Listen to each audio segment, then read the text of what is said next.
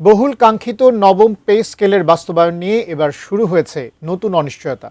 দীর্ঘদিনের অপেক্ষার পর নতুন বেতন কাঠামো নিয়ে আশার সঞ্চার হলেও অর্থমন্ত্রীর সর্বশেষ বক্তব্যে আবারও তৈরি হয়েছে ধোঁয়াশা।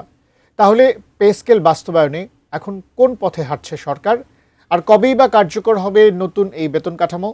বিস্তারিত জানাচ্ছেন মেহেদী হাসান।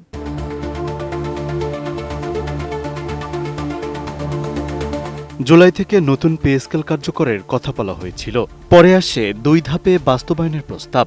কিন্তু সেই পরিকল্পনার মধ্যেই এবার ভিন্ন সুর শোনা গেল অর্থমন্ত্রীর কণ্ঠে। ফলে নতুন বেতন কাঠামো কবে এবং কিভাবে কার্যকর হবে তা নিয়ে আবারও বেড়েছে অনিশ্চয়তা। 24 আগস্ট একটি বেসরকারি গণমাধ্যমকে দেয়া এক সাক্ষাৎকারে অর্থ ও পরিকল্পনা মন্ত্রী আমির খসরু মাহমুদ চৌধুরী জানিয়েছেন, নতুন পে স্কেলের জন্য প্রয়োজনীয় অর্থ একসঙ্গে দেয়া সরকারের পক্ষে সম্ভব হচ্ছে না। 2 ধাপে বাস্তবায়নের বিষয়ে জানতে চাইলেও সরাসরি কোনো নিশ্চয়তা দেননি তিনি, বরং বলেছেন বিষয়টি নিয়ে এখনও হিসাব নিকাশ চলছে। অর্থমন্ত্রীর এই বক্তব্য গুরুত্বপূর্ণ, কারণ এর আগে নবম পে স্কেল বাস্তবায়নে ভিন্ন পরিকল্পনার কথা সামনে এসেছিল।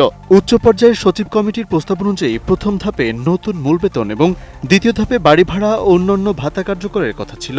মূল বেতন সর্বোচ্চ 100% পর্যন্ত বাড়ানোর সুপারিশও করেছে কমিটিটি। তবে এসব প্রস্তাব এখনও চূড়ান্ত সরকারি সিদ্ধান্ত নয়।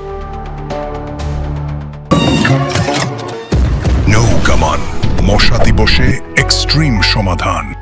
এর মধ্যেই গত 17 আগস্ট অর্থমন্ত্রী জানিয়েছিলেন চলতি বছরের মধ্যেই নতুন পে স্কেল বাস্তবায়ন করা হবে।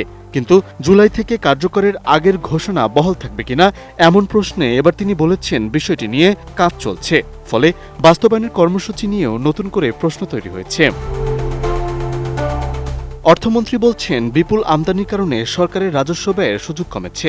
বাংলাদেশের কর জিপিটি অনুপাত বিশ্বের সর্বনিম্নগুলোর একটি। তবে কর আদায় বাড়ানো, রাজস্ব ব্যবস্থাপনা শক্তিশালী করা এবং অর্থায়নের বিকল্প পথ খোঁজার চেষ্টা করছে সরকার।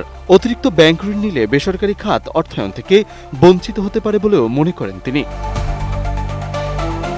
সবকিছু মিলিয়ে নতুন পে স্কেল বাস্তবায়নের ঘোষণা বহাল থাকলেও ঠিক কবে থেকে, কত ধাপে এবং কোন কাঠামোয় তা কার্যকর করা হবে সেই সিদ্ধান্ত এখনো স্পষ্ট নয়। চূড়ান্ত সিদ্ধান্তের জন্য তাই সরকারি চাকরিজীবীদের অপেক্ষা করতে হচ্ছে সরকারের পরবর্তী ঘোষণা ও অনুমোদনের দিকে।